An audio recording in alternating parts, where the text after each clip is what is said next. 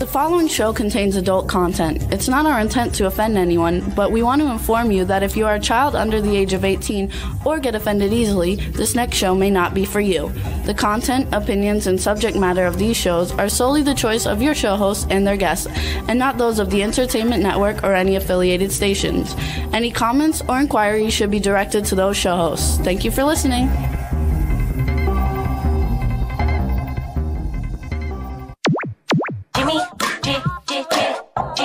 Jimmy, this is MC Alfred and Ozzy.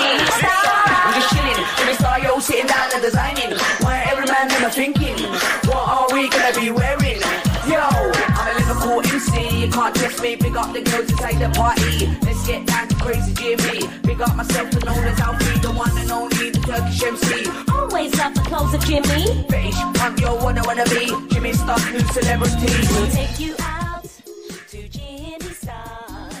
See and hear us. We have to wait. Hello, hello. What's up, everybody? Welcome to the Jimmy Star Show with Ron Russell, bringing you the good times in music, fashion, pop culture, and entertainment. We got a really fun show for you guys tonight.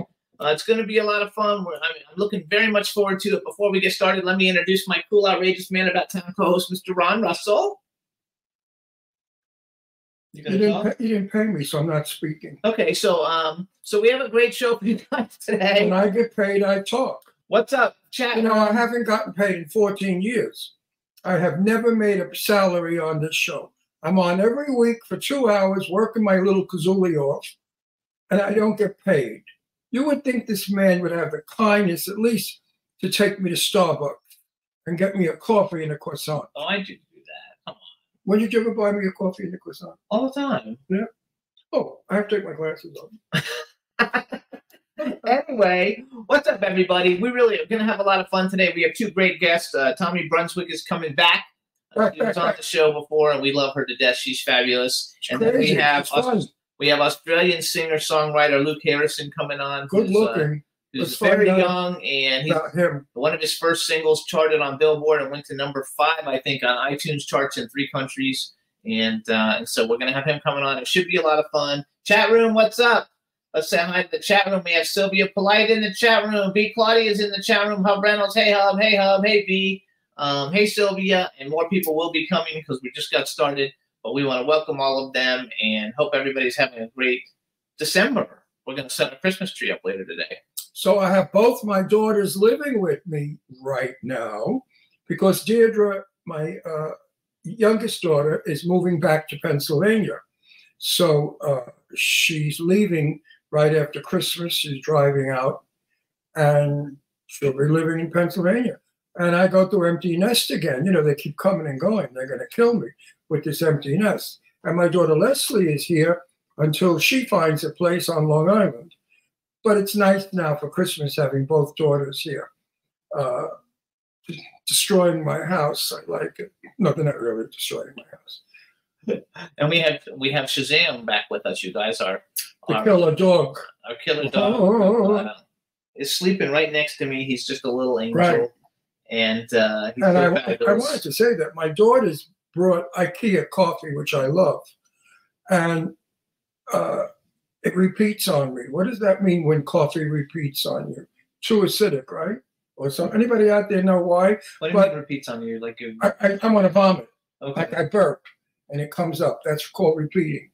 And you graduated 6 in your class? It's not called repeating. It's called like acid reflux or something. Regurgitation. Acid reflux. Watch. Kiss me and watch me vomit. No, I don't want to do that. Why? I say to myself, why? I was very happy living in Boca Raton in a beautiful house by myself. I came and I went when I wanted. Where I put it, I found it. Nobody told me get up, walk, change, shower, shave, do da-da-da-da-da. I had such a wonderful life.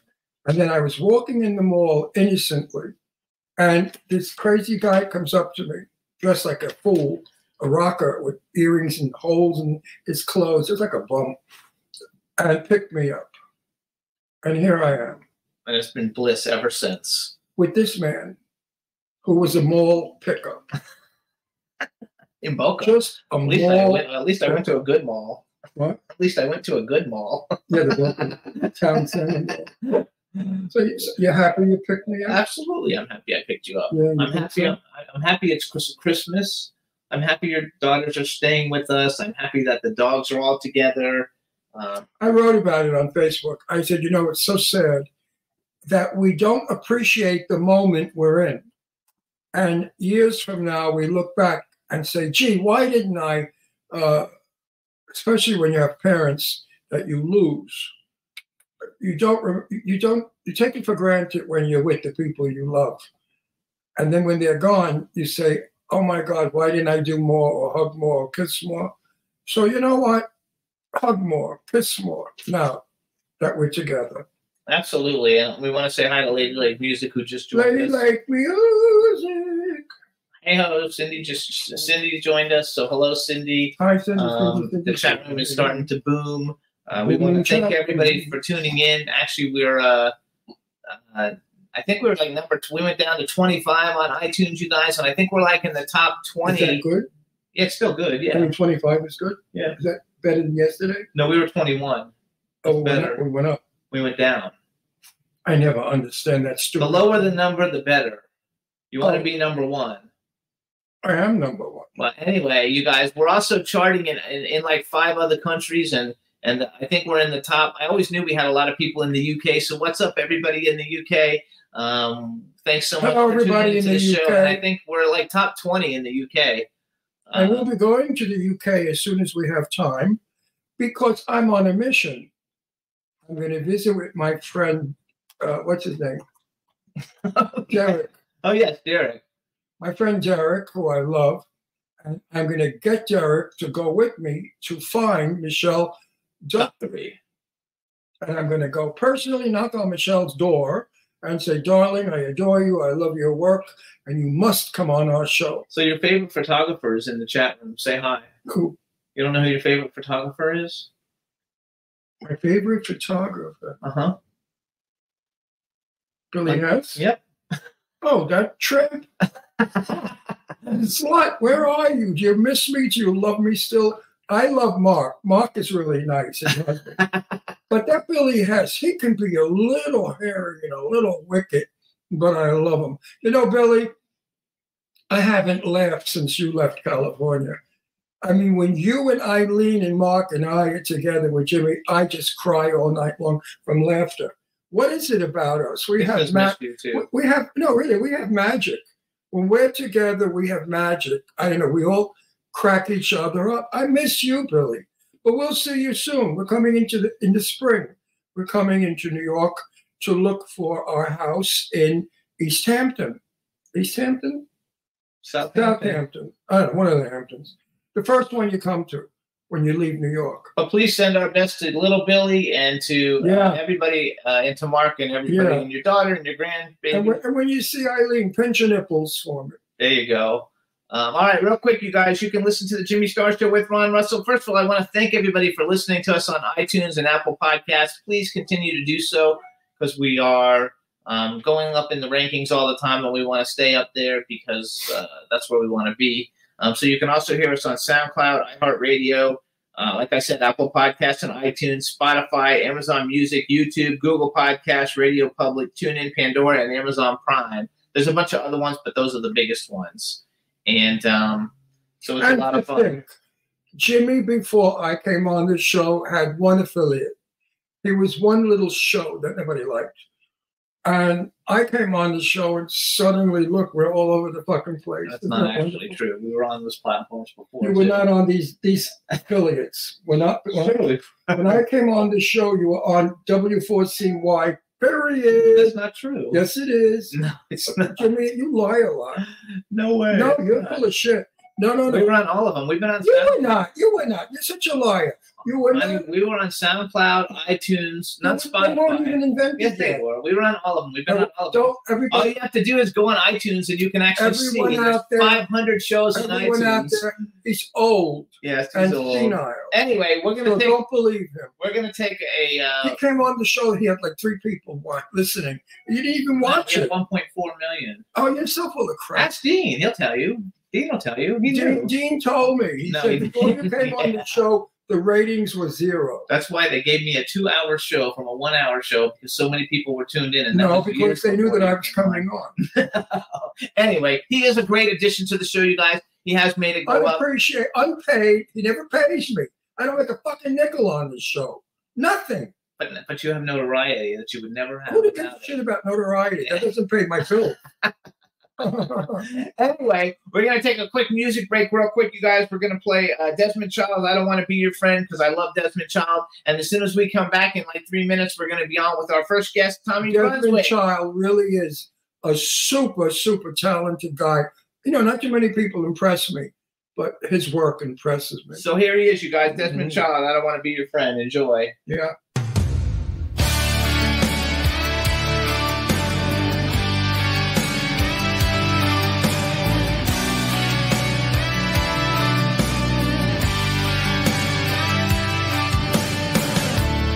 I don't want to see your face. I don't want to hear your name. I don't want to think, just stay away, baby. Don't want to know if you're alright or what you're doing with your nights.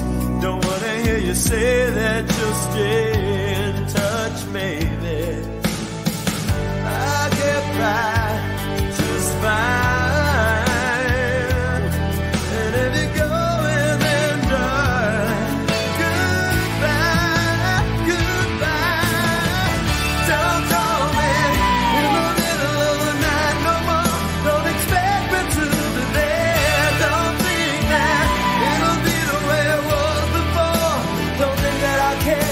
I'm not over you yet. Don't wanna be your friend. Oh, don't wanna be your friend.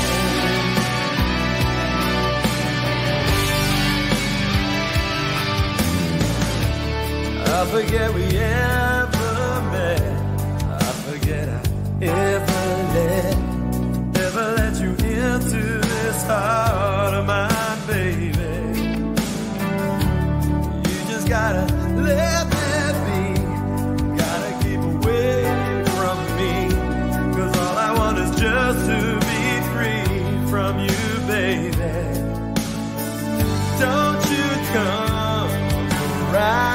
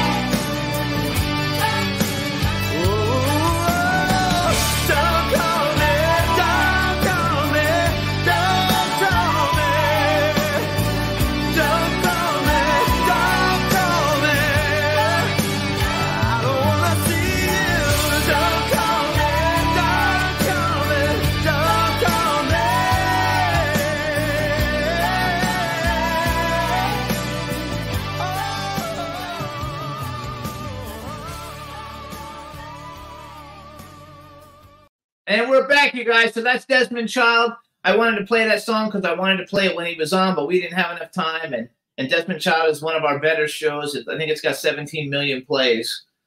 So we wanted to play it just because I'm a big fan. Since we mentioned Billy Hess, I'd like all of you on the East Coast to know, if you're not that attractive and you need headshots or pictures, have Billy photograph you. Billy does magic with his camera. He makes unattractive people beautiful. I've said to him, I don't know what you do, but I've seen your work, and it's fabulous work.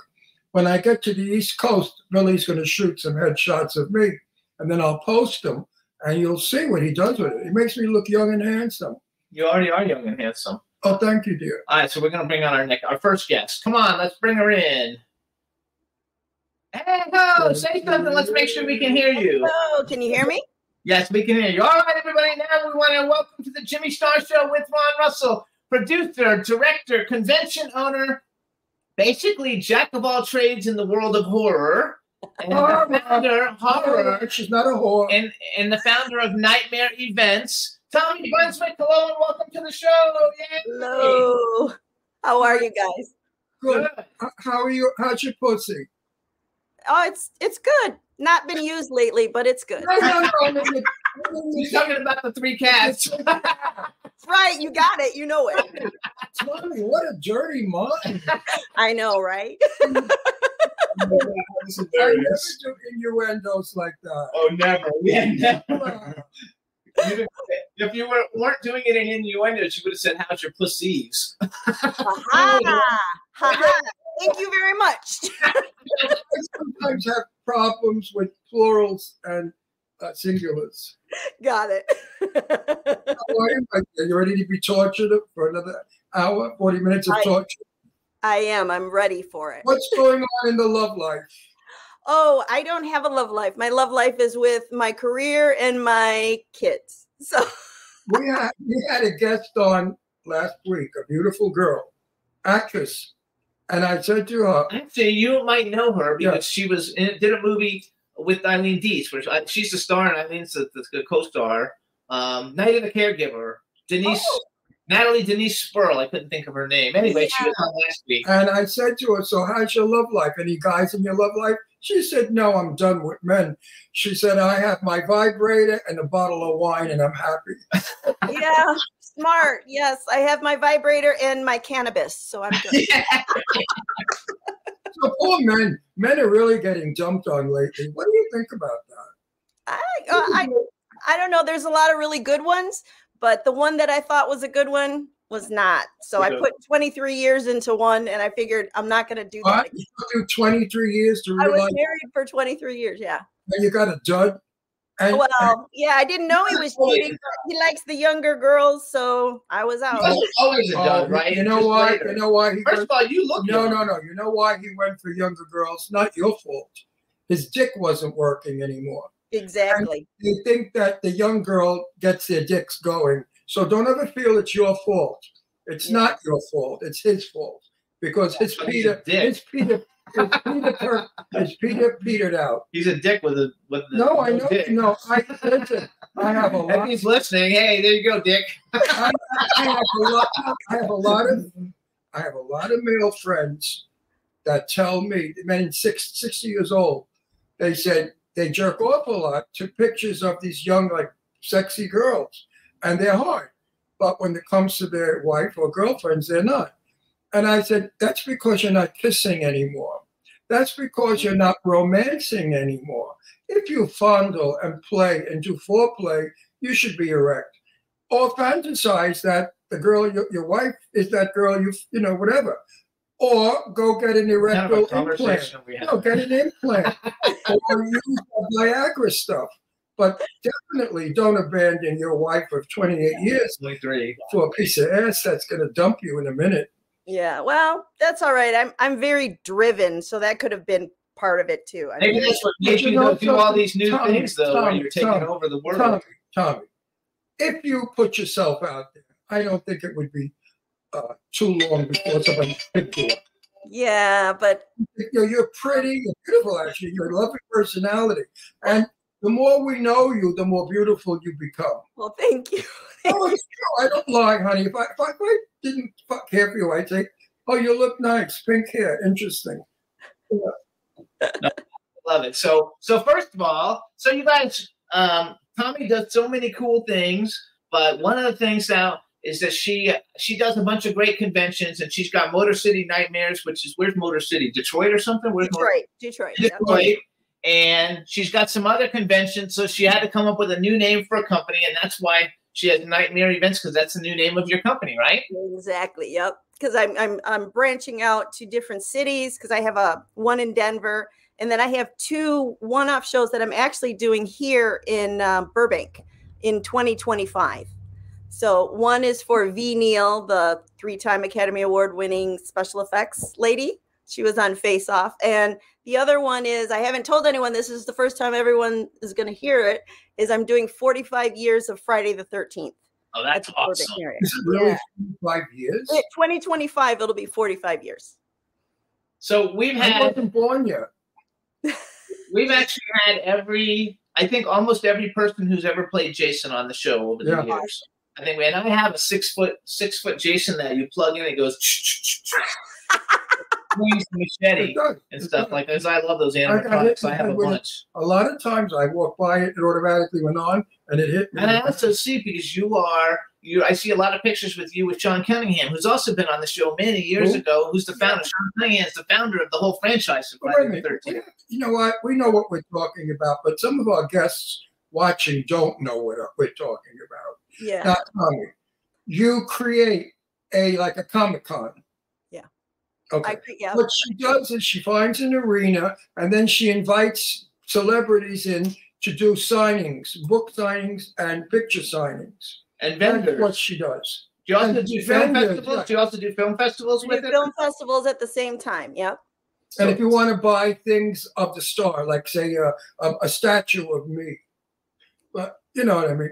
Seriously, you can buy anything you want. It's a Comic-Con. So who are some of the cool people that you had last year at Motor City Nightmares that everybody will know? Oh, I had well, it was my 15-year anniversary, so I had a whole bunch of people. Bruce Campbell was probably the headliner, and then Ted Raimi, Robert Kurtzman came in, and the Ash versus Evil Dead actors, Dana and Ray, came in, and then I had who else was there? There was a whole bunch. Sean Cunningham was there with Kane Hodder, and I love Kane Hodder. I actually love Kane Hodder. I've known him from. He's one of the celebrities I met at my second convention I ever went to. I think was Kane Hodder. Actually, he's the coolest guy ever, and he's everyone's favorite Jason. He's everybody's favorite Jason. So. I have everything like Kane Hodder, and so I think he's awesome. In Friday, is Friday the 13th like your favorite franchise? I can't say that for sure, but I'm very close with Sean, and I love the whole business part of it, especially the sequels and everything that came of it. And I started making movies because I read this book called Filmmakers from the Fringe by Maitland McDonough. And in there, she states all of the, Wes Craven and Sam Raimi, all the horror people that got started like small. And Sean Cunningham's actually how he got started is what I modeled after, because he definitely, the story in the book is a little different than the real story that he told me. Of course. But it's good because he was trying to sell after the movie he did with Wes Craven, the Last House on the Left. After that movie, he went and he wanted to do like family movies, soccer movies, all these things. He was trying to sell it. Nobody wanted it. So his office next to him was a graphic designer he said, oh, how about like Friday the 13th, something scary with that. So he just did a design with Friday the 13th coming through broken glass. And that's all he had. And he went into an executive and they bought it. So I wish you could do that now. Nowadays, you can't really do that. Okay. I was at AFM this year. I saw the post on Facebook. So how'd it go? It was, I didn't like the venue. I was like, I'm not going to go back. But the market was so good. Everyone was selling. Everyone was listening to pitches. So it was because of the strikes. everyone needed content. So everything was bought up. So the number one thing selling was horror, of course, but nobody likes to talk about that. Then horror comedy, and then action. Other than that, it was downhill. So okay. Let's review you. Okay. You meet a guy, you get married, and what are you, housewife or career girl? Well, I was always, my mom was always like, you can't stay home, you got to work. So I always started businesses at home. I mean, to the point of where I had an eBay store that took care of us for 2 years, where I just made buttons and button jewelry, and it like paid for all of our bills. But we were always making movies. We were always doing stuff. So I've done like 13 movies. And then so wait, we started the convention. Writer. Wait, I have to make it. We have simple people watching. A lot of people are old. They don't get it.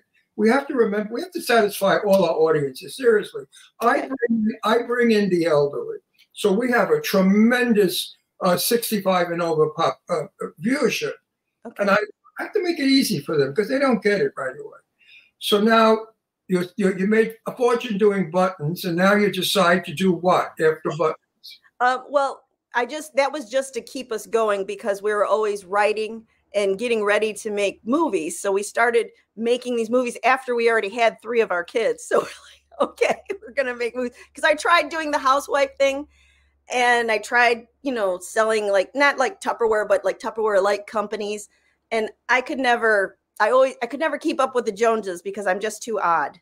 So, so that's when I said, all right, I read that book because it was a gift from my husband to me. That book was for a birthday. And I said, we're just going to make a fucking movie. I said, the first title that sticks with everyone, we're going to go with. So the first title, we wrote all these things down. Biker Zombies from Detroit. Biker Zombies from Detroit. Yeah. That movie, I don't think I've ever seen it. No, it's not. None of my movies are top tier. But when it came out at the video store, because that's how old it is, it was right next to Black Hawk Down. So the title sounds familiar. I've seen that title somewhere. Yeah, because it's one of those titles that, that's why we picked it. So you like zombie movies, though, because you've done lots of zombies. Zombies of Carnage, Cannibals of Carnage. You've done a lot of zombie shit. I do. Well, zombies because they're easier and cheaper to make, and I'm not a slasher person as much. I like creatures. So, but I have created a bunch of different creatures, too. So okay, so now you decide to do conventions. What made you take that on? That's a big undertaking. I love that one. That's my favorite. Because we wanted...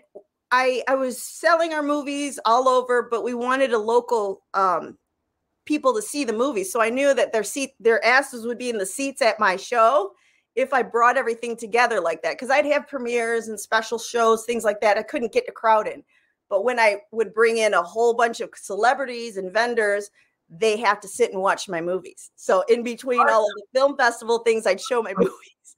It's easy to get the celebrities, but it's hard to get the vendors. Right. Well, once they start making money from you, because a lot of the very beginning, I set up and I would vendor myself. I would just buy stuff to sell.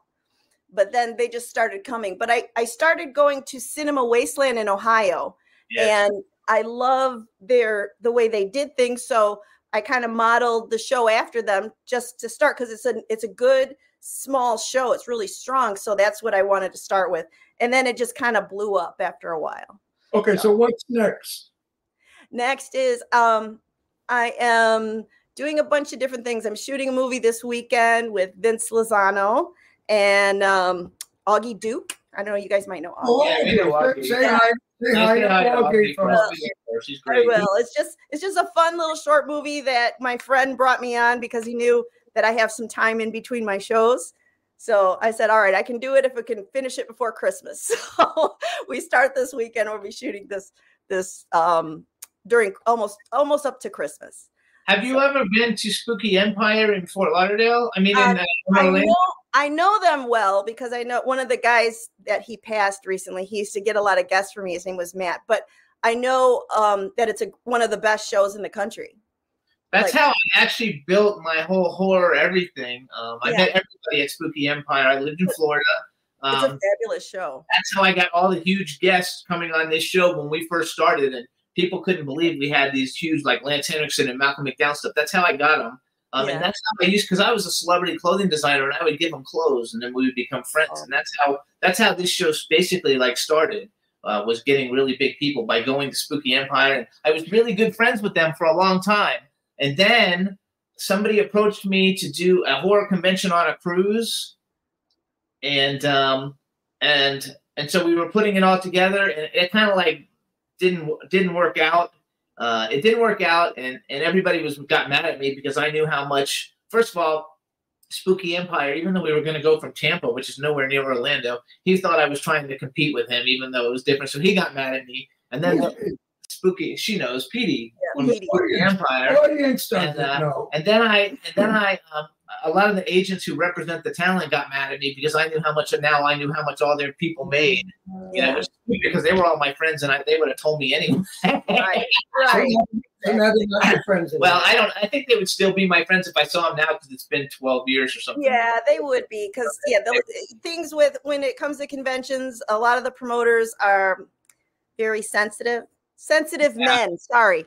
Yeah, you're right. No, you're right. I'm one of the only female owners. I had a company though for a couple of years called Arcadium Entertainment, and we used to book people into the conventions. We had Chris Sarandon, we had a bunch of really cool people. Yeah. But it's just too competitive, because like I don't want to go every weekend, you know, with the people. If you don't, all the other agents steal your clients, you know, and it just got too much. And I was just like, you don't make enough money to do it, so I stopped. But it's still a lot of fun. We like it. Ron and I, when we were in Pennsylvania, went to a couple of cool conventions.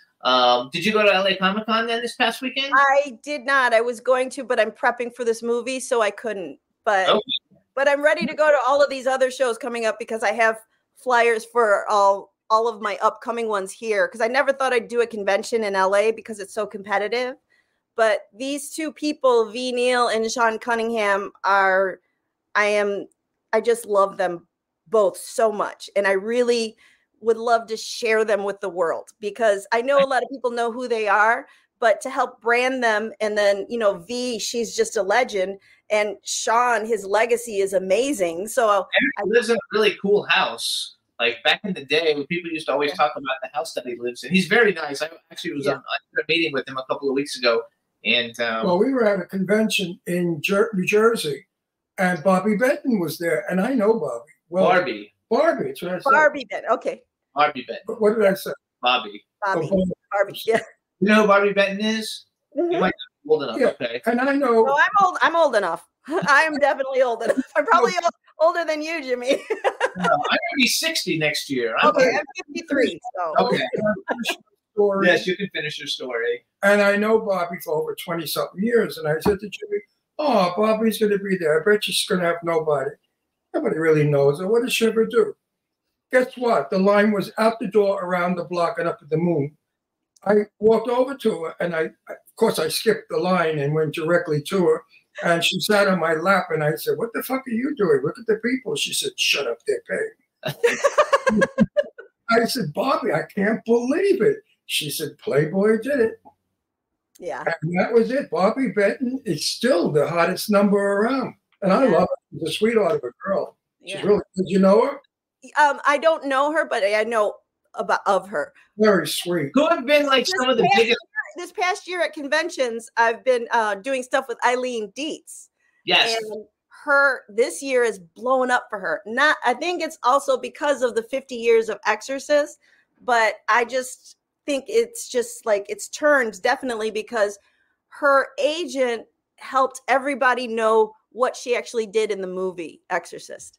So that was very big because nobody knew. It was like a big dirty little secret that she did all that stuff. But now everybody knows. So it just depends on how you brand and market people. It really. Hi, Chris Rowe. We're friends with him too. Also, yeah. Eileen is working a lot. Yeah, she works a lot. Yeah, her and I are really good friends. In fact, she's the one that introduced me to Sean Cunningham. Oh, that's cool. You have to stay in the limelight, otherwise it's not good. Actually, so I have a question for you. So you went to Chris Rowe's party, and I saw all your pictures, and you met with the girl. Who's the lady you love so much with the blonde hair? A lot of them. No, she has the comedian show where she's the comedian in LA.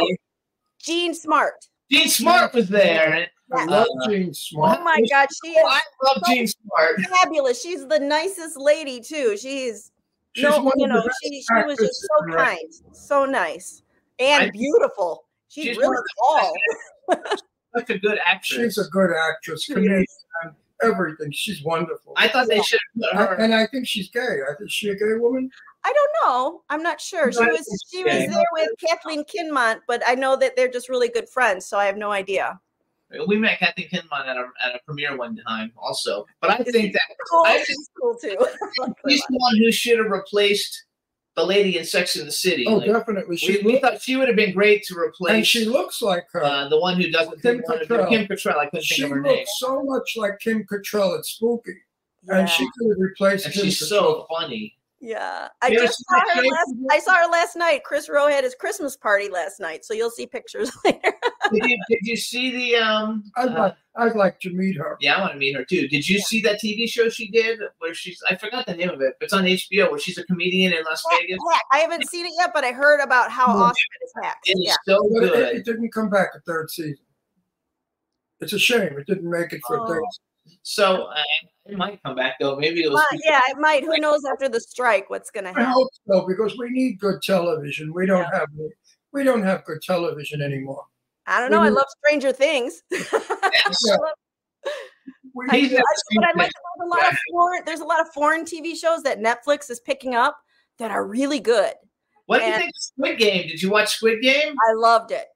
I absolutely loved it. But it reminds me of like Old Boy and all of those really graphic kind of movies that I love. loved it. Let's get back to the nitty gritty here. Okay, sorry. I get off on tangents too. That's good. I like the tangent. So you're at a party, and he walks into the room, and your eyes fall out of your head. Tell me why. What party? You are at a party, Yeah. and he walks in the room. Who's the he? We don't know. Oh, he can be anybody. It's And, someone he- who's Okay. interest. and your eyes fall out of your head. How come? What made you go bing, bing, bing, bing, bing, bing, bing, bing? What kind of guy are you looking for? Or would- Oh God. The kind of guy isn't always about the looks for me. It has to be when I talk to them, because I speak in movie quotes and horror stuff. So I want someone that can identify with me, but not someone that I'm going to have to support. They have to. I want someone that has their own shit, but can still talk to me at movie quote level, That's awesome. I have got to tell you, Adrienne Barbeau, I said I would fix up. You know who Adrienne Barbeau is? Yeah, she's been at my show before. I She love doesn't her. want to get married. She said, I just want a companion, Yeah. but somebody that pays for my dinner. Wait, now I told this to Courtney and to another girl, and the girl on the show last week, and all these women said, I want a man that pays for my dinner, that I don't have to pay for his dinner. Old school. And I thought, what kind of bullshit is that? No woman has ever paid for my dinner and ever will. Yeah. What is it with you broads? You go out with men and you pay for their dinner? Oh, I usually I don't, and if I do, then it's just a friendship. Your friend's own man. Sorry. I'm not talking about business. I'm talking about a guy you're screwing. You're Yeah. having sex with, and you have to pay for his dinner. I never Yeah. heard No, I am old school. I like them to open my door. I definitely like to be treated like Like a a woman. lady. But I'm older too, though. I'm older than probably a lot of your guests. So nobody wants steak and rape. No, not really. Steak and rape, no. Nobody does steak and rape anymore. Basically, our audience is like 40 to 70, and most of the guests we bring But on these girls are are usually like in their 50s These or 60s. girls are beautiful with bodies of death. In my day, men would have given them the moon. And they go out with a fella and they have to pay for his dinner. Aren't they ashamed, these men? I don't know. I don't like to date younger guys ever, so it's just like most of the older ones are like kind, and they would pay for your dinner and they'd be old school. So I don't run into a lot of where I'd have to pay for anything. I'm talking about a date now. I'm not talking about. I don't go on very many dates. So. My next question: do people date anymore? I think they do. But when I first moved here, I dated mainly just for sex because I did not want anything else. I just wanted sex, and that's it. Because I needed to get my husband out of my head, so I had to go and just have some sex. Now, what does your husband do that you're working with? in pictures? I don't know right now, but he was producing some of the auto shows or something. He was producing some of the auto shows, but I don't know. What kind of work did he do when you were together? Oh, he worked with me. He owned the conventions with me. He did the movies with me, and he gave it all up for a 20-something-year-old. Is he still with that 20-something? He is. They're married and they have a new baby, which I'm so happy that's them, because there's no way I want babies. I just want maybe grandkids, but I am so happy. And your kids are how old? My oldest is 28. And what?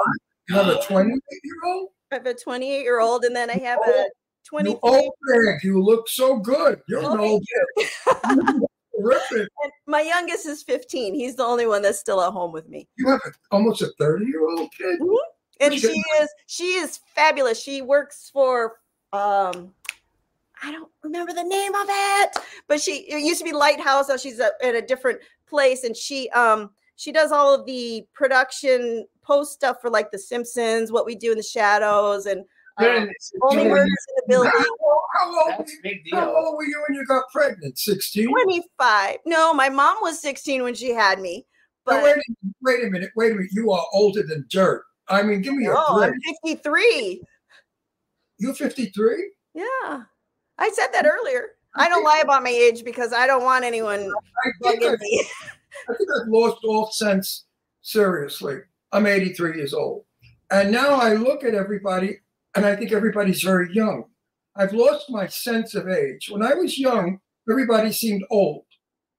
You know what I mean? You look so young. So like when I was 19, I thought everybody was old, very old. Now that I'm 83, I think everybody's young. So I would give you at 54. 53. You're going ahead of yourself. I would say 42. Well, thank you. I would like to look 29, but you know. You wouldn't want to look 29. I would not want to look 29. I just want to have my mind I have now, the body I had then. So, you know. How is it? Well, I should talk. I have a 54-year-old daughter. And I look at her and I say to myself, who's this woman in my house? Why is this woman here? What happened to my daughter? My daughter's staying with me now until she moves back to Long Island. That's nice. That's nice. Yeah, for the holidays. She's moving. The reason they're staying with us is because their lease expired, and they don't want to renew the lease because she's moving to Pennsylvania. So one is moving to Pennsylvania, and one is moving to the Hamptons. That's nice. You guys have someone to stay with. My mom just passed last year, so it's been a really tough year for me. My mom was only 16 years older than me. So she was very young. When she had her. My mom was 16. You had a girlfriend all those years. Actually, I saw, though, because I went through your Facebook page. Yeah. And it says you basically have two really good friends who you lean on, and they're the Slaughter Sisters. Oh, yeah. In fact, I'm going to see them this weekend. The one is a Maxim model, and the other is she's just so fucking gorgeous. Yeah, they are. They're gorgeous, and they're just as kind in their hearts. And you're doing a movie with them, or because I saw a post you did. It said something like you're going to bring out and finish the script or something for your right? Because I have a TV show that I've been writing through COVID, and it's called Whitman's Goblin. And the Slaughter Sisters are two assassins that are in it. Hold it! Stop. What is it called? Slowly. Oh, the name of the show, the TV show that I'm creating, is Whitman's Goblin. Whitman's Goblin, and then. Whitman, like the chocolate. Goblin, like a goblin. Oh, yeah. Goblin. Okay. Yeah, it's a fun little thing, like a Supernatural and Stranger Things. So it's for young adults, but it's modeled after. You ever see Secondhand Lions with Robert Duvall and Michael Caine? Yes, great movie. The two main characters are modeled after them because I love that movie so much that you have those older guys that. Kind of live on the outskirts of the city, but they take care of all of these creatures that they keep from the public. That has the kid from like Sixth Sense. Sixth Sense, yeah. Haley Joel Osment, yeah. But Haley Joel Osment. Now there's something so charming about their characters in there because I love both of those actors so much anyway that I wanted to do something like that to honor them also because they're some of my favorite actors. What is your opinion? Or how do you feel, or how do you see it? getting funding for a movie? What is wrong? Why is funding stopping? Nothing wrong with it. It's just the one thing about it is there's no one way to do it. That's the hard thing. At AFM this year, I saw a bunch of people get financing. I've actually met a bunch of people recently that got some financing because right now everyone needs content, but you have to give up stuff for that. So you have to get like a distributor or someone like that because a lot of independent people don't want to give out their money. You know, a lot of private investors are harder right now. It's easier to go with the distributor. Why is that? Why is it harder with the private investors? I think it's just because of after COVID, everybody's holding on to everything. I'm not sure, but I know that the distributors they all want to give some money and pull it together, but they will own most of your project. They also take creative control, right? There's a rumor going around that I heard from a couple of people that the investors are afraid the bottom's going to fall out and that we may go into a sort of a depression or a recession and they don't want to part with their money. Have you heard that rumor? That's something that's always across the board. People always say that all the time. That's just, to me, that's just like another thing that the reason why they're not getting their financing. Because if your project is strong enough and you have people behind you, you can do it. You can get it done. Because I had 13 movies. They were all privately invested in, you know what I mean? And they weren't the greatest, but still I'm trying to get some studio stuff going right now, but I'm working with Sean Cunningham on that. So it's so his helped you open up some doors because he's well, actually we both helped each other because he wants to remake a House. I don't know if you remember House, with William Catt and George Wendt, you know. So I took his script and I work with Warren Zide. I don't know if you know who he is, Zide Perry. I know the name, but I don't know him. Okay, well he created American Pie, Final Destination series. He's a big producer. Right now he's working with Darren Aronofsky. But when I first moved here, because I've known him for a long time, I asked him if he would be my mentor. So he's my mentor when I bring him projects. So what I did is I just bring him every so often. I bring a project that I think is strong enough. I brought him House, and immediately, because he'll just pass really fast. He's one of those Hollywood producers that, you know, you just listen to. So I brought him House, and right away he hooked us up with his executives to rewrite it. So we're very close to bringing it out because it's a great IP. So to stop the rumor, you've financed 19 films so far. Well, 13, but they are old. It was a long time ago. And it's harder unless you know rich people that are willing to part with their money. I call them BSDs, big swinging dicks. People that they would spend that money anyway in Atlantic City or Vegas for the weekend. That it doesn't matter because they can write it off on their taxes if they lost it for any reason, or they can write it off for a couple of years till it starts making money, because it takes a little while for the investment in a movie to make back their money. So the investor can use that as a loss for a couple of years.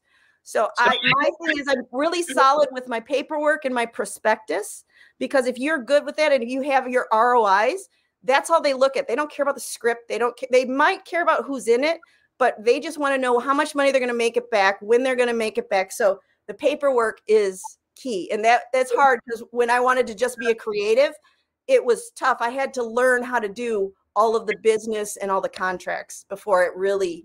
I have so many friends, good friends. You know them all. Yeah. They go to work with Marcel and Joe and everybody. Yeah. And they say that if you don't have a big name, you don't get financed. And you don't believe that. I don't, because working with someone like Warren Zide and even Sean, if the content is good, it's good. There's no way around it. If the investor is not interested in reading the script, how does he know the content? Oh, they don't care about it. They want to see the ROI. They say in my paperwork, the return on the investment. Like the movies that made a lot of money, Texas Chainsaw Man, all of them. Tommy, if the film hasn't been made, How do you know what the returns? Based on other films that are similar. Based on other films that are similar, but for me, I had a track record, so I was able to do that. That's bullshit. They did the second Gone with the Wind and it bombed. It didn't make a nickel. Yeah, but that's way back when. Things have changed. Things have changed so much. Every year, the models change. This year, the biggest thing is streaming. Nobody cares much about theatrical, but horror is the only thing making money in the theaters because it's made for such a low amount of money. Because even Godzilla is going to surpass Oppenheimer, the new Godzilla that just came out. The quality of what's out there stinks. And people are complaining. Well, that's opinion, though. That's opinion. No, people are complaining. The greater majority of TV watchers are complaining. I get it in Facebook all the time. And you're talking about movies, not I'm talking about movies. I'm talking about movies. Yeah, but what all these $50 million movies you go to see.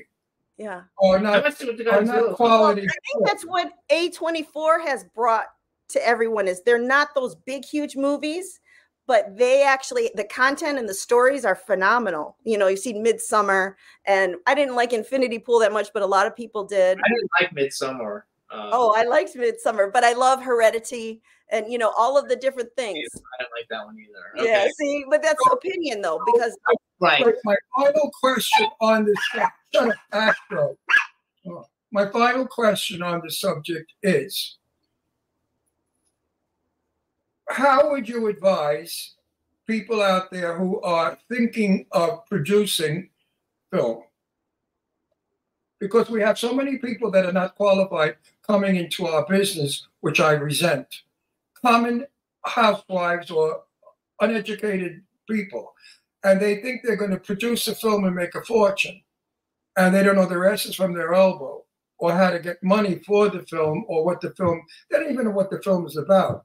Just as there are so many people now that pay to get in film, which I despise, and I'm against it and I fight for it, because I worked on a film with one of those buy-in people, and I wanted to kill myself because I totally understand. I looked like I was overacting, but I wasn't overacting. I was doing the right job, but the person wasn't.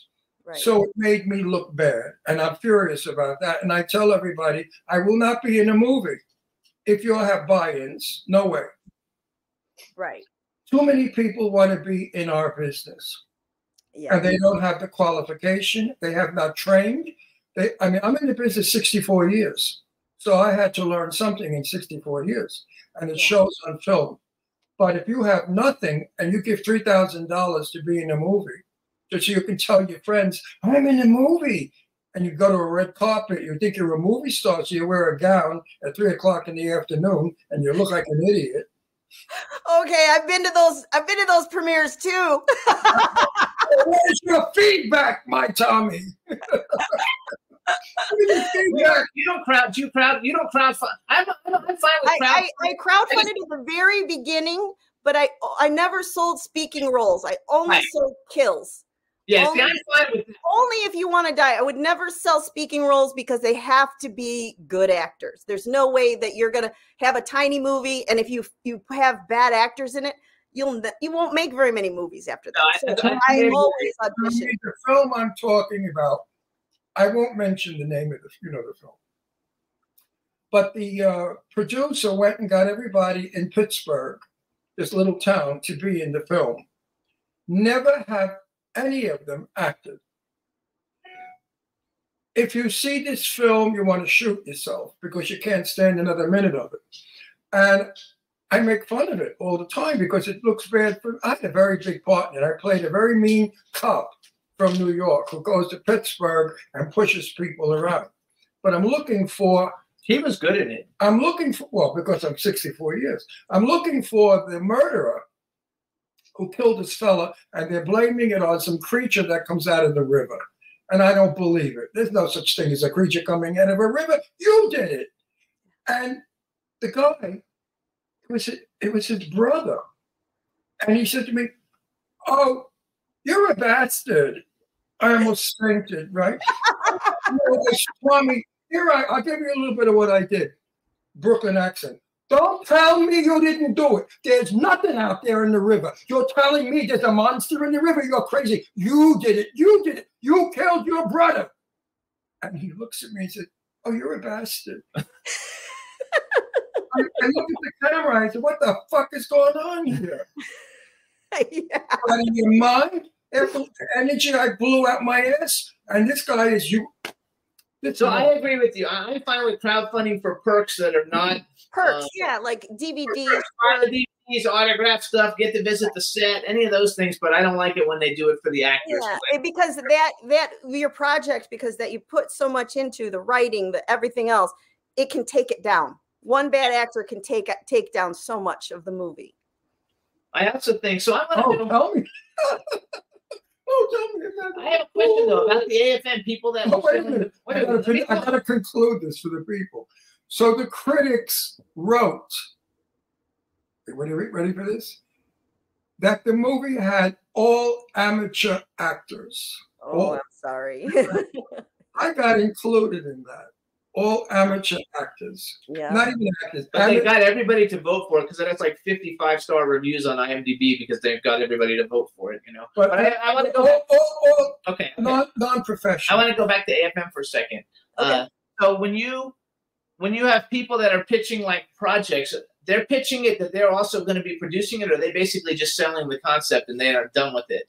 A lot of the times they want to be a part of it, but they have to be able to be ready to release it if they want it made sometimes. So you have to read the room kind of thing. Right. But the people that are insistent that they direct or they do this, those people probably won't get funded. That's right. They don't get taken seriously because, you know, you have to go with the process.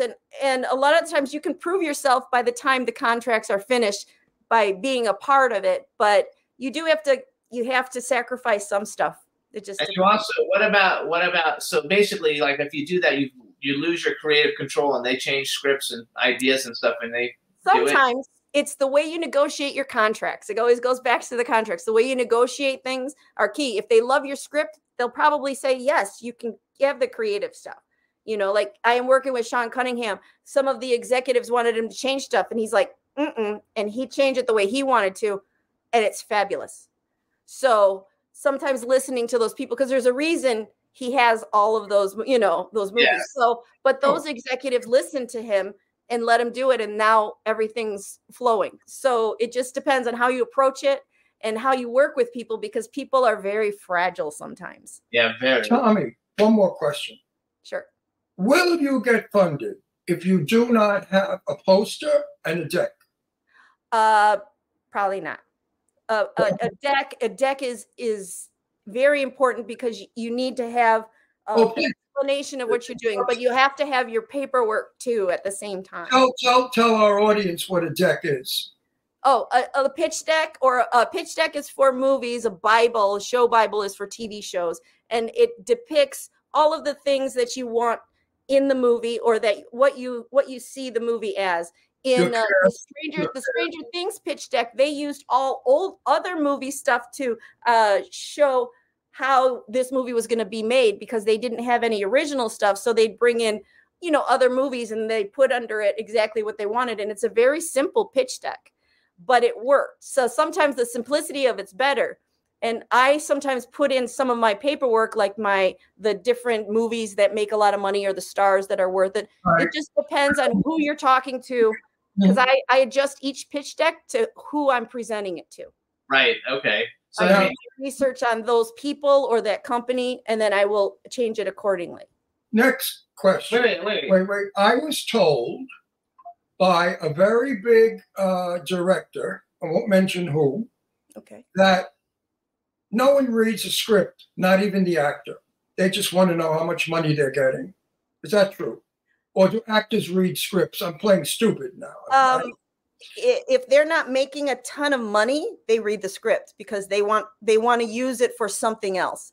If they're making a ton of money, they probably don't. A lot of times they don't care unless they're top tier. But if it is like Augie had to read this script before she signed on because she had to make sure it's going to be worth her time. She's getting paid, but it's such a small movie. She's not getting a ton. When she read it, she was on.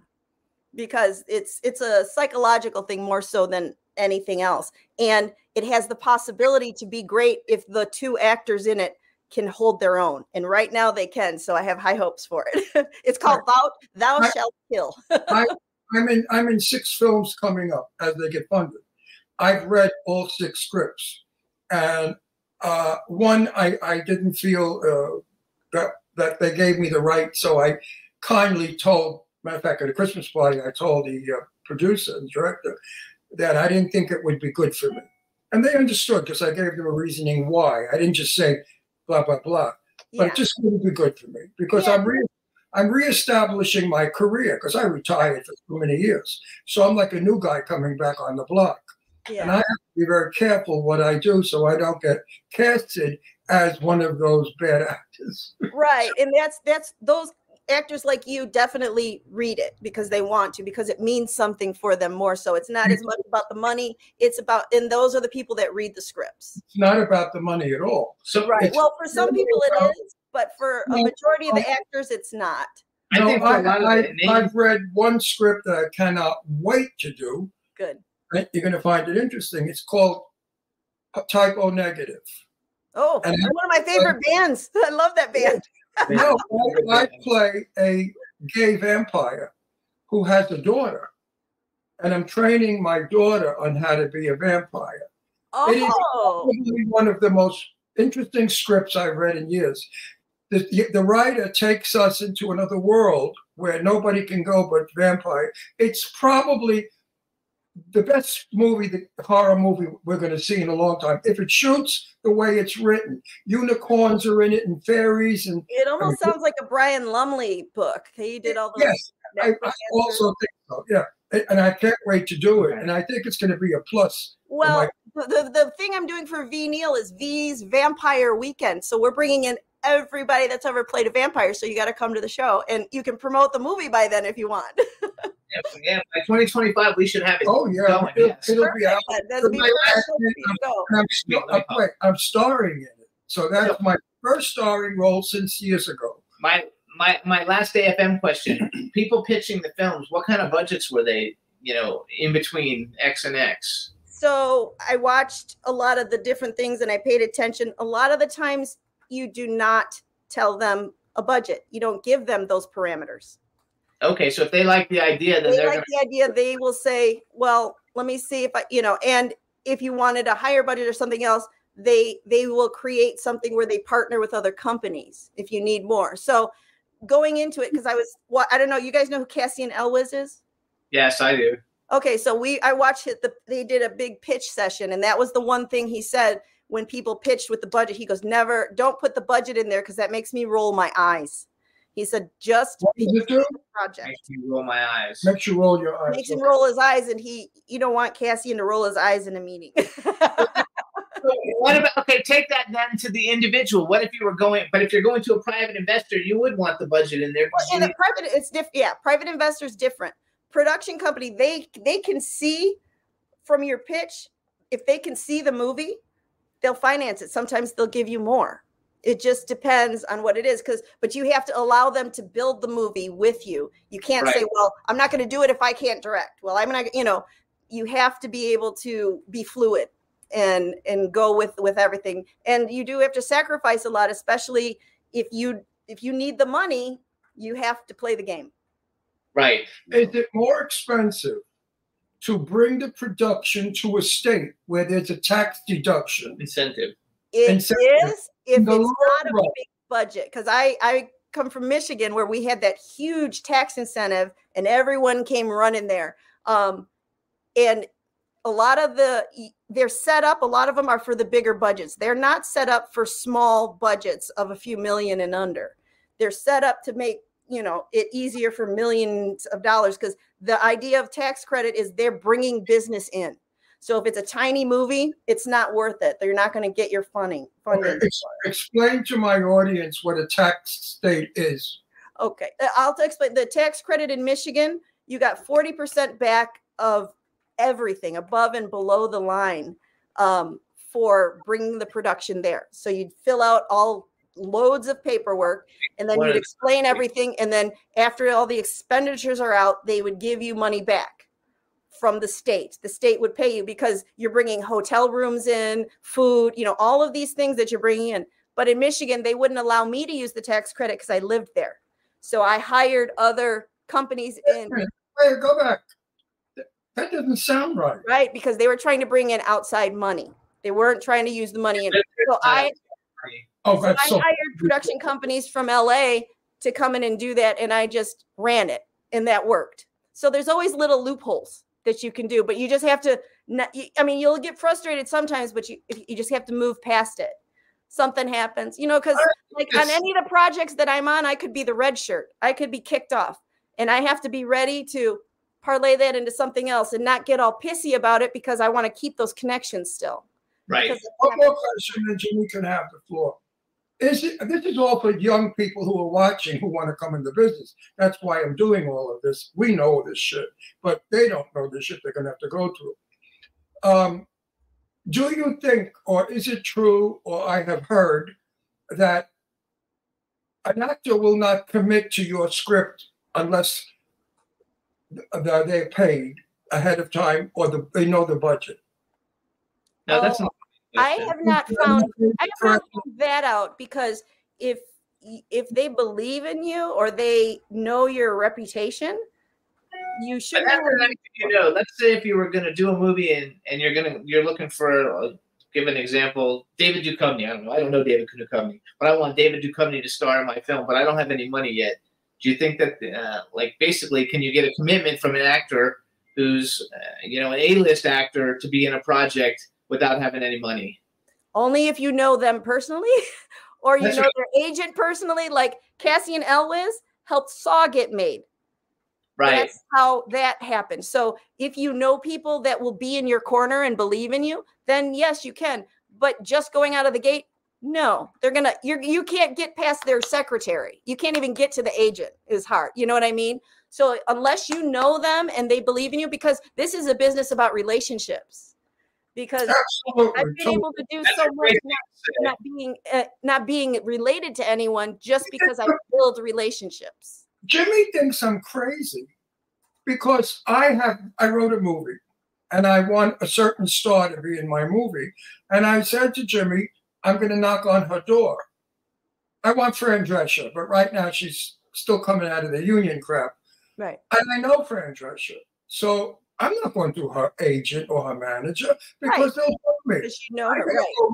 I'm going to call Fran up, say, let's have a lunch, and then I'm going to picture the script. Yeah, because then she'll tell her agent, this is what I'm doing. And that's how it gets done. I tell him that all the time. Yeah. He says, you can't go knock on their door. He wants to just show up at somebody's door and knock on the door. I knocked on the door.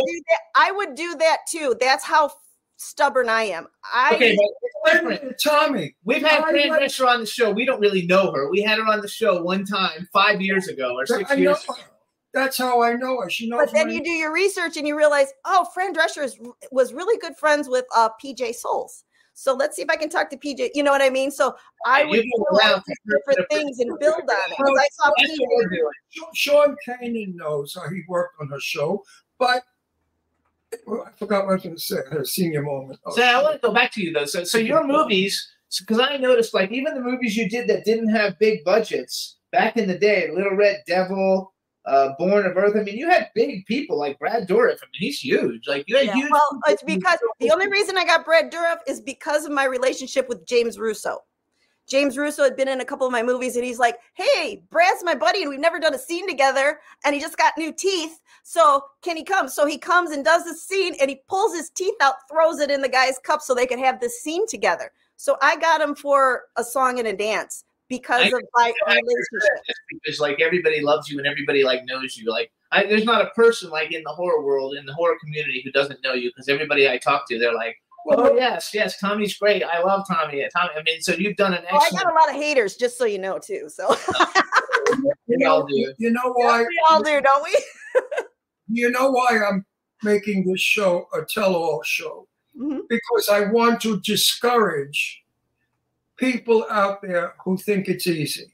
Oh, I want them to know from you how difficult it is, so they don't waste their time and come into business. Yes. Well, I've sacrificed so much for so long that I know. Yeah, absolutely. If you have gone to college and you're trained in this area, And if you have fortitude and great strength and patience, it's a lot of time. I have one movie. Come into the business. Listen to what Tommy is saying. Tommy, don't think you could beat her. She's an exceptional woman. This woman lives. She lives movies. Breathes it. That's it. I live and breathe it. That's she has no life. She simply lives movies. So you have to give up life to be like Tommy and live in movies, and then you'll be as great. That is my life, and I love that. I love every step of my life. I enjoy the moment. So I have not done this show with anyone else. I know you, and I said to Jimmy, I'm going to work it as an industrial show. We have never done an industrial show. Not industrial. Industry show. Industry. Shut the fuck up. Whatever doesn't matter. I know what you're talking about. I'm good. Industrial, whatever the fuck. And I chose you because I know your reputation. And I know you're a good talker. And I know you're going to give me the answers I'm looking for. Yeah. Please, out there, stay out of our business if you don't know what the fuck you're doing. We don't need you into or get a mentor to teach you how to do it before you start. And that's what I do is I what I call it, I collect people. And I love the people that I meet. Like Twyla is someone that I met at one of those premieres. But I just love her, and I brought her to the Sandbox with Sean and everybody, and it just clicked because she is one of those people that I don't know. There's something about her that I know can do so much. You know how good she is? Yeah. A stranger that she met needed a kidney, and she gave one of her kidneys. I know. She is. Sometimes she's too kind. I won't give my kidneys away because my kids might need them. I agree with that, but she's a fabulous. I'm actually working on 2 projects. I love Twyla. And she's very, very good. I know. All right, we got to go because we've got another guest. So you guys, you can follow Tommy. Even though she's not on. Thank you for all the info you gave us.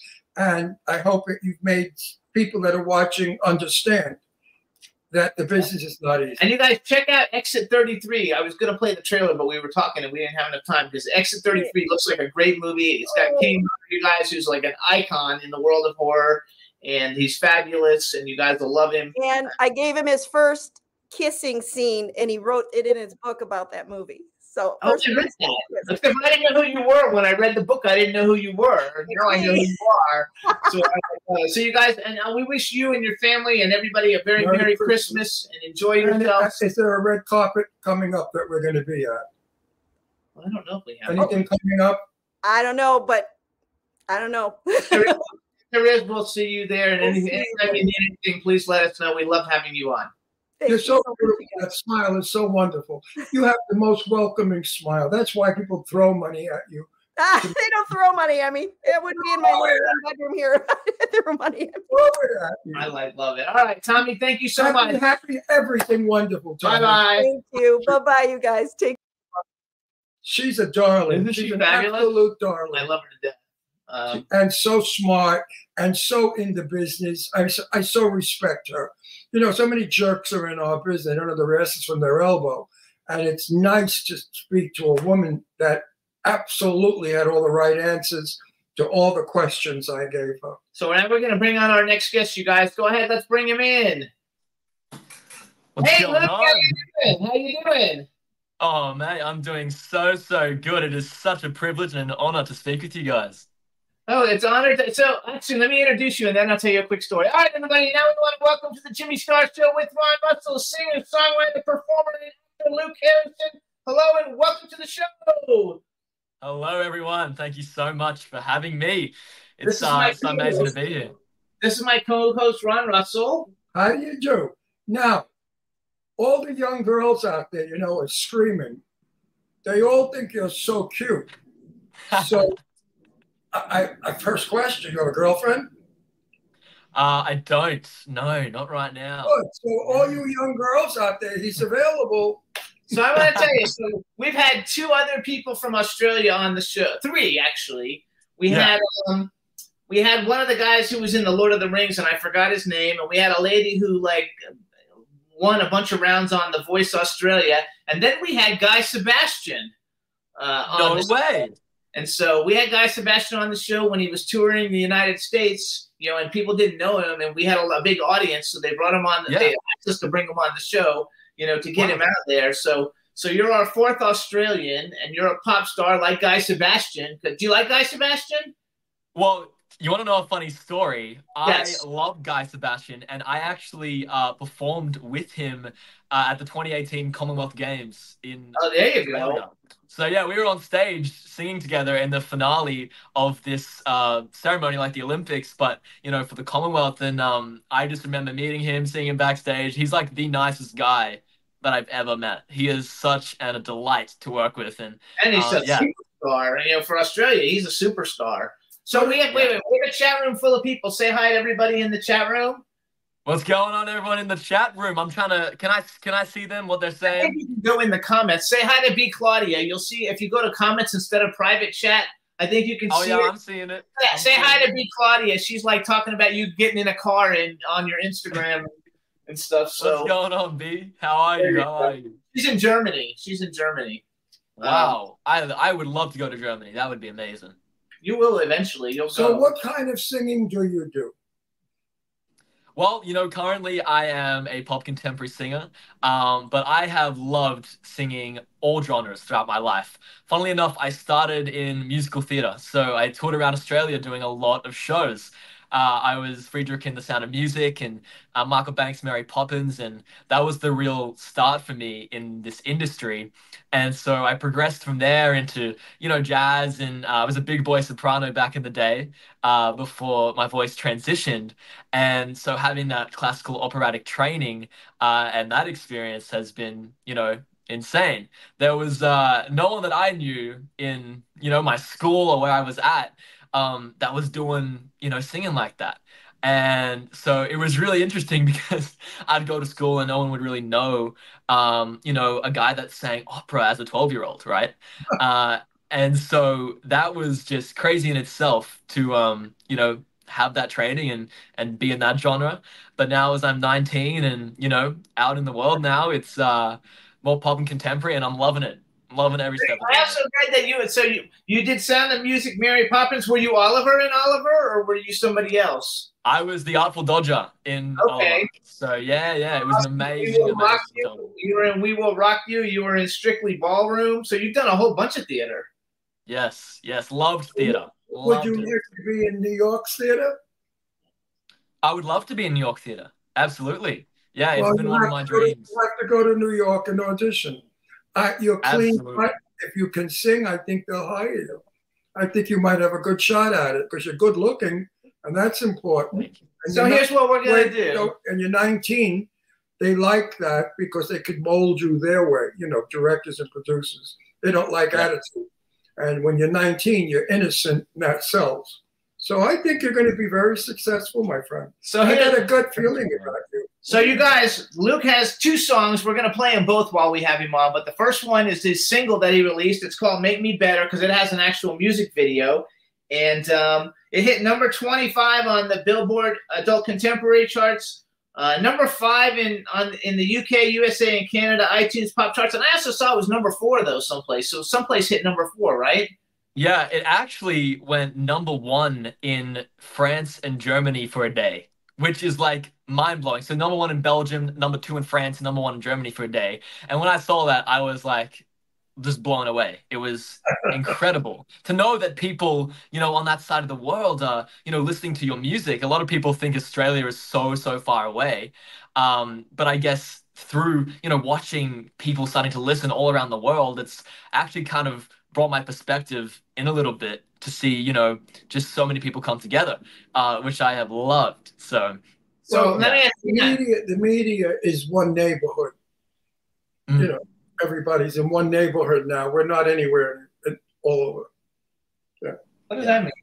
It means because of the media right now. Because of the media. Right now, because we have people in every country listening to this. Yeah, right now. now we have over 5 million viewers. So that's what we get a week. Every show. So over anywhere between 2.5 to 5 million people are watching you. Right, we have a huge UK audience because our show's number 21 on the Apple iTunes charts. Before the computer, before the we're 25 here. Could you shut up for a fucking minute? All right, he never shuts up. Oh, We do that all the time. Don't worry about it. You're good. Of course, that's important. Okay, get it across. For everybody that's watching this boy to, if his music's good, which I'm sure it will be when we hear it, that years ago we couldn't possibly promote him the way we can now with the media. That's what I'm saying. Correct. You would never have been found. You would still be in Australia singing in a pub. Well, actually, he didn't sing in any. No, but I'm being, facetious. I'm being smart ass. Now you're international. As of today, you are an international performer, and you can advertise that because of our show. You can use your name, Luke Harrison, international performer. And you're hitting on the charts in every country. So I have a question. What kind of music did you listen to, before we play the video, what kind of music did you listen to growing up? Do you like boy bands? Yeah, so funnily enough, I was talking to a friend of mine yesterday. I grew up listening to so much diverse music because I did so much performance in diverse genres. So a lot of musical theater, a lot of One Direction, a lot of Taylor. I am a huge Harry Styles and Charlie Puth fan. But I was actually talking to someone yesterday. My sister got me into a lot of R&B stuff. And so, a few years ago, I started listening to bands like Mint Condition. Love it. And, Breaking My Heart is like one of my favorite songs right now. And I've been loving, experimenting with, I guess, so many different genres. We've had all of those bands. We've had all those bands on our show in the past. Shy, and we just had Don't Go Breaking My Heart. I forgot who the name of it was. We've had a whole bunch of them though. We have all the different. We've had all the rock stars. We've had pretty much like everybody. We've had. Well, you're young, but like we've had like Chicago, Earth, Wind and Fire, like all these huge bands on the show. Where are you from in Australia? So I grew up on the Gold Coast. That's where I was born, in Queensland. But now I live in Brisbane. And a lot of people, when they hear Australia, they think Sydney or Melbourne, which are the big cities down south. And Brisbane's pretty big too, but we're just a little bit further north. So right now it's like 110 degrees every day, humidity, it's crazy. It's Florida weather. So I'm from Florida. When I hear Australia, the first thing I think of is sharks. Sharks? People go in that water, I will never know. There's a lot of sharks in Australia, right? Shark infested. There actually, there are a lot of sharks, but if you pick the right beach, you're fine. It only actually happens in certain beaches, and we have shark nets that protect everyone. But I think I was reading a study or something came up on my Instagram where it was like you're more likely to fall out of bed and die from falling out of bed than getting eaten by a shark in Australia. Yeah, that's probably true, but we'd still be afraid. Yeah, I watch horror movies, shark movies and stuff, so it makes me more afraid. And I'm from Long Island. I'm from Long Island, New York. And if you saw the movie Jaws, it was photographed where I come from. And we have the great whites out there. So I never go in the ocean. I only go in pools. All right, so here's what I want to do. I'm terrified of sharks. Here's what I want to do. So we're going to play Make Me Better, but I'm going to let Luke introduce it. So here's what I want you to just say who you are. This is the music video for your new song, however you want to say, Make Me Better. And then you hang on. We're going to play it for everybody to see it, and then we'll come back and talk about it. Sounds good. All right, go for it. Hello, everyone. My name is Luke Harrison. This is my new single, Make Me Better. The music video is all yours right now.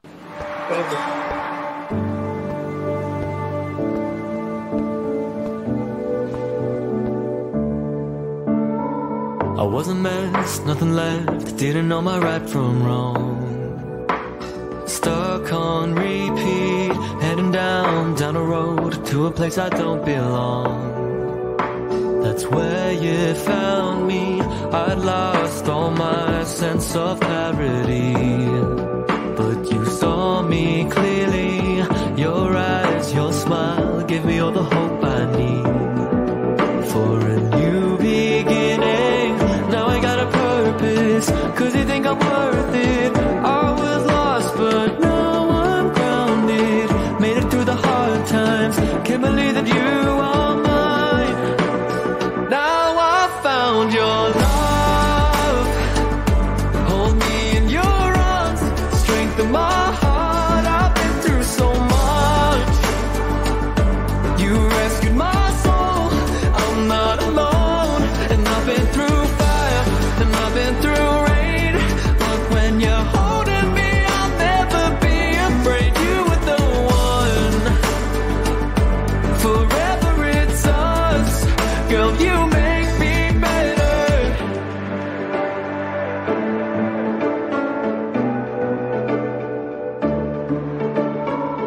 Sometimes tempted, falling back to my old ways.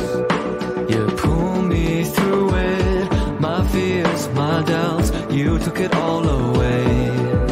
Only you can do it, bring me out of darkness. Girl, you keep me honest, nothing else matters when I'm here with you. Staring into your eyes, I can see the light. Now I found your love. Hold me in your arms, strengthen my heart. I've been through so much. You rescued my soul, I'm not alone. And I've been through fire, and I've been through rain. But when you're holding me, I'll never be afraid. You were the one. Forever it's us. Girl, you make me better. I'm never going back. Now we're on this track. You're making me into something new. Everything I have is yours. This is what I've waited for. Now I found your love. Hold me in your arms, strengthen my heart. I've been through so much. You rescued my soul. I'm not alone. I've been through fire and I've been through rain. But when you're holding me, I'll never be afraid. You are the one. Forever it's us.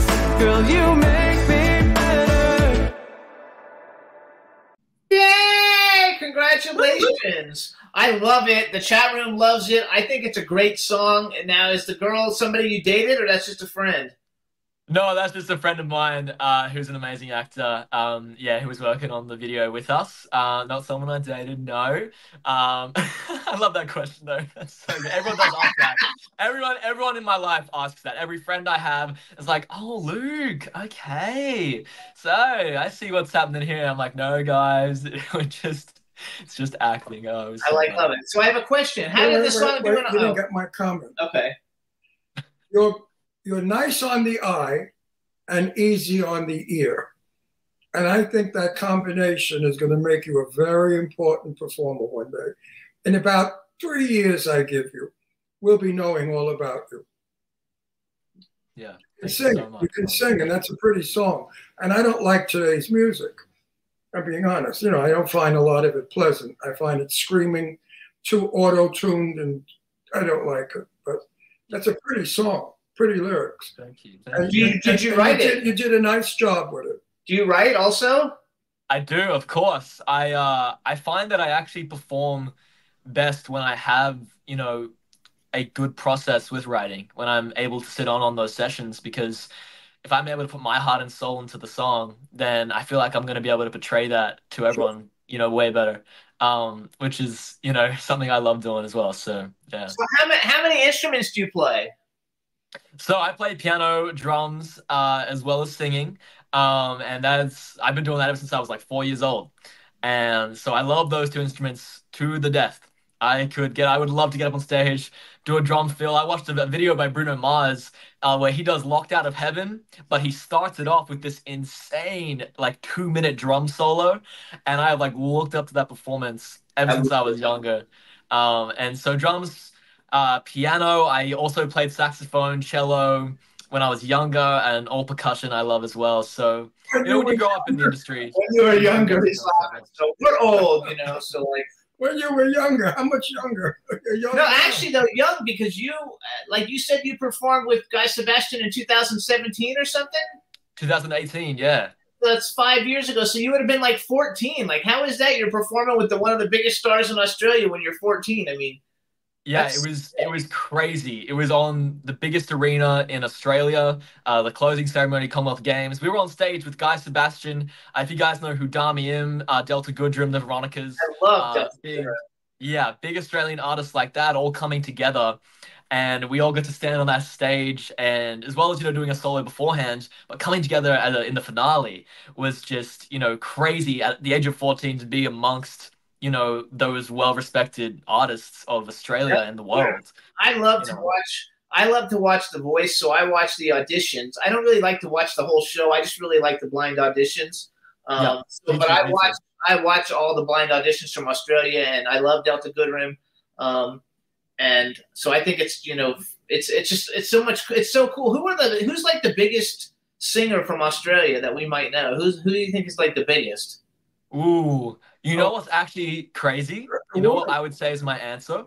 Okay. And a lot of people actually didn't know this for a while, but AC/DC are Australian. Oh, I didn't know that. Yeah, but they got found in America. So I would actually say AC/DC are probably the biggest name from Australia. Name. Yeah. Oh, I love it. Now, on a personal note, do you have tattoos? No, I don't. I do not. Well, good, and never do. Because your clean cutness is going to bring you somewhere. You don't want to look like everybody else. And to me, tattoos are fun when you're young. But when you're 60 years old, they don't look good. Those tattoos look like bruises, like you got beat up. Good. I also read that you got accepted into NY, a bunch of great schools and stuff, and you kind of are parlaying that to wait to see how your pop career goes. You're in LA right now, right? Yeah, currently in LA. We got here a few days ago. But yeah, I did get accepted into Berkeley, NYU, and USC as well for music. Pretty phenomenal schools. Okay, another personal question. Okay, girls out there, get ready for this. What is your ideal girl? What should she look like and be like? This is actually a really good question, and I'll be honest with you. It's not something I've had, I guess, a whole lot of time to think about. But the answer I will say is that I would love someone who can push me to be a better version of myself. And if someone could do that, then that'll be the best thing for me, because I always have room for improvement in everything I'm doing. And so the best thing I think for me would be a girl that would be able to do that, and someone who'd be able to, I guess, understand, my position as an artist and where I'm at. And I think with your morals aligned, anything is possible. Absolutely. Did you hear that, girls? So now you know. If you don't have that quality, forget it. So you did it. you have a Christmas song you just released, and I want to know, how did you pick? So it's a cover of Wham's Last Christmas. Everybody, I wouldn't know if you would know Wham, because you're young. How did you pick that song? Well, I was thinking to myself, what Christmas song? I was racking my brain. What is the best Christmas song to do? If I had to do one cover right now of a Christmas song, what would it be? And I couldn't really figure it out, because I love Christmas music so much. Pentatonix is my top 5 artists of the year, even if it's not Christmas, right? So I was thinking, well, what is the best Christmas song to do? And on the radio, or as I was listening in the car, song Faith by George Michael came on. And I was listening to this track, and I was like, oh, man, this would be a great song to perform. And then I thought to myself, okay, George Michael, well, what else does he do? And then I started listening to Last Christmas over and over again. And then randomly, my friends were listening to it as I was hanging out with them later in the day. And I was like, okay, this is a sign. I need to do Last Christmas. And so I went in the studio. We got some tracks laid down. And as I was hearing it back, I was like, this is the one. Let's put it out. I love it. Also, in the chat room, they're saying Kylie Minogue is Australian. Kylie Minogue's big, and her sister. Yeah, Kylie Minogue is huge. Yeah. Keith Urban. What about Petula Clark? Is she from Australia? I think she's from Australia. Petula Clark, downtown. I think so. Everybody go. I think in the 50s or 60s. I think Petula Clark is from Australia. All right, so here's what we're going to do, because I want people to hear both songs while you're on. So, Juan, we're going to play the Last Christmas one. So now you introduce your version of Last Christmas, and we're going to play it. Just hang on. Yeah, you're good. Hello, everyone. This is Luke Harrison with my version of Last Christmas. You can hear the official audio right now. Last Christmas, I gave you my heart, but the very next day, you gave it away. This year, to save me from tears, I'll give it to someone special. Last Christmas, I gave you my heart, but the very next day, you gave it away. This year, to save me from tears, I'll give give it to someone special. Last Christmas, I gave you my heart, but the very next day, you gave it away. This year, to save me from tears, I'll give it to someone special.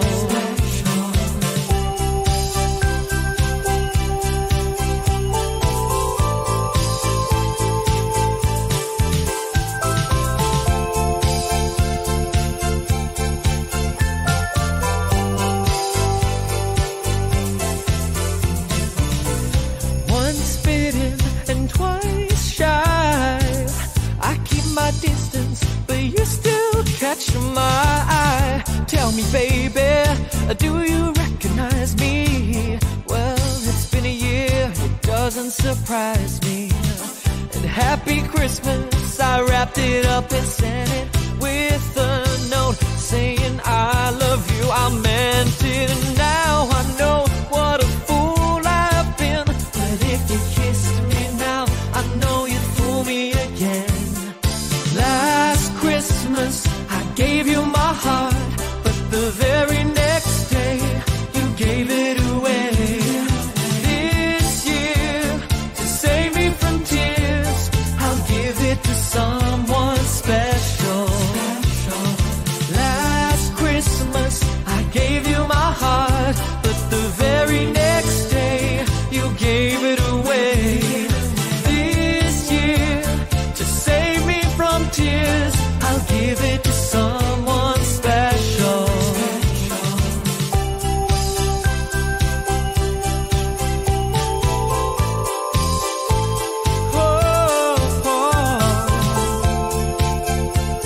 Baby,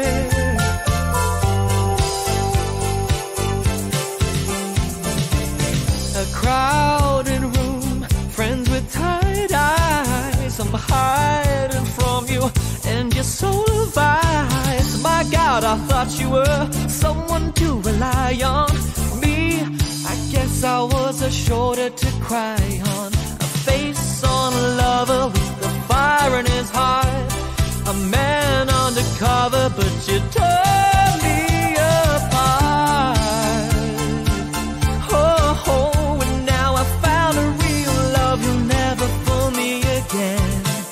Last Christmas, I gave you my heart, but the very next day, you gave it away. This year, to save me from tears, I'll give it to someone special. Last Christmas, I gave you my heart, but the very next day, you gave it away. To save me from tears, I'll give it to someone special. Lover with the fire in his heart, gave you my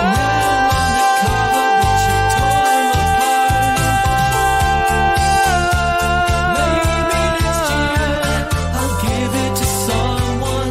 I'll give it to someone special. Lover with the fire in his heart, maybe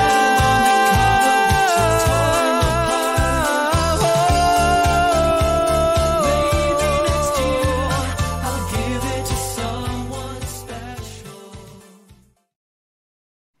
Yay! Now you're I cooking. love it. Everybody Now, loves now it. you're cooking. Acapella, when you open, proves you have a voice. You're not all fudged up. The song is terrific. I love it. It's from my day when we understood a song, when we appreciated the music and the voice, not the screaming bullshit they do today. I love it. It's a great, great Christmas song. Thank You you, did a Ron. beautiful job. You're a very talented kid. Thank you so much. Thank Really you. good. And Do you not- got like all the. Wait, shut up. I got to be a father. I'm a father of 2 daughters, so I got to be a father. No drugs. Drugs will destroy you. I've seen it happen to many performers. I'm in the business 64 years. I've seen it happen to big, big people. Don't smirk because I'll smack your face. No smirking. I'm not smirking. Like you're probably doing drugs. No, he doesn't do drugs. He's saying, fuck you. mind. Probably say, fuck you, you old fag. But listen, do not do drugs. They will destroy you. I'm telling you. Never. You have a brilliant career ahead. Don't let it go to your head. Don't think your shit doesn't smell, and don't think that you're better than anybody, and don't treat people like crap. I'm in the business. I know what I'm talking about. You will go far. You're going to be like the male Taylor Swift. You will go far if you stay and narrow. And the chat room loves you. And B. Claudia, who's in Germany, that you said hi, she's just like, and he's hot too on top of it all. Yeah, you're beautiful. She's got a couple of radio stations she's going to try and get the song played on. You're a beautiful young man with a beautiful career and voice. Keep it clean, keep it nice. So let's say you were going to go, let's do a hypothetical question. Somebody calls up and says, hey, we want you to open for and go on tour with Glenn. Yeah. Who are some people that you think would be fun to go on tour with? Fun to go on tour with? All right. First off, I would love to go on tour. Wait, can it be dead or alive or like people who are in the industry? It could be dead or alive. Give us a dead and alive. For one. Michael Jackson for one. That's a huge thing. Elton John for two. I met him. And no, oh really? That would be an honor. I look up to him so much. I used to be a clothing designer. I dressed him once. It was great. And they made a red jacket for him. Yeah, it was awesome. That he wore on tour. It was awesome. And definitely Harry Styles would be up there because I really love him. And Charlie Puth too. I love Charlie Puth. Yeah, I love Charlie Puth. He is incredible. That was Charlie Puth. He's a big singer. So here's my my 6 degrees of separation from Charlie Puth is I did the costume design for Too Fast, Too Furious, and Charlie Puth did the song about Brian Connors when he died, at the end of one of those films. Yeah. I saw, tagging it to you, that you got to go to the premiere of Fast X in Brisbane or someplace. I did, yeah, in Brisbane, in my hometown. Yeah, it was great. It was so fun. Were any of the people from the movie actually at the premiere? Not at that one. I think there was a plan for it, but you know how it is flying out from, wherever they are to Australia. It's very, very logistically hard. But there was some of the team from Universal there, giving some notices, and they had the cast do a message on the screen to the premiere of Australia, which was cool. So that was really nice. But I did want to say, go. Yeah, no, I did want to say, I think my top person that I would want to either open for would be Adele and Coldplay. That'd be my two. Awesome. I'm not as huge a Coldplay, but I love Adele. I think Adele, she's got some career and didn't go to her head, and she's super cool. You know Adele. She was the one who was real heavy, who's now real skinny. She's so fun. She's got a great catalog, and I mean, for someone to sell so many records, when I think she's only released 2 records or something, 2 or 3 maybe, to have so many huge hits. Did you like any of the boy band? I guess. You asked them that. No, I'm not talking about that. Let me finish. One Direction is because that's too newer. How about the older ones like Boyzone or? I like listening to some Boyz II Men. I will say. Oh, Boyz II Men is great. Yeah. And I also love an Australian boy band who aren't so much around anymore, but they're called Justice Crew. I don't know if you guys ever heard about them. Oh, I'm gonna write it down because I love that shit. Yeah. Yeah, they were an Australian boy band about maybe 10 years ago, and they had some mega hits, and they were up there competing with, the likes of One Direction. They were like the Australian One Direction. They were a really, really fun boy band. Also, Why Don't We? If you ever heard of Why Don't We? They're an American boy band, I think, but they're not so much around as you don't hear about them as much anymore. But those are some cool bands that I definitely listen to.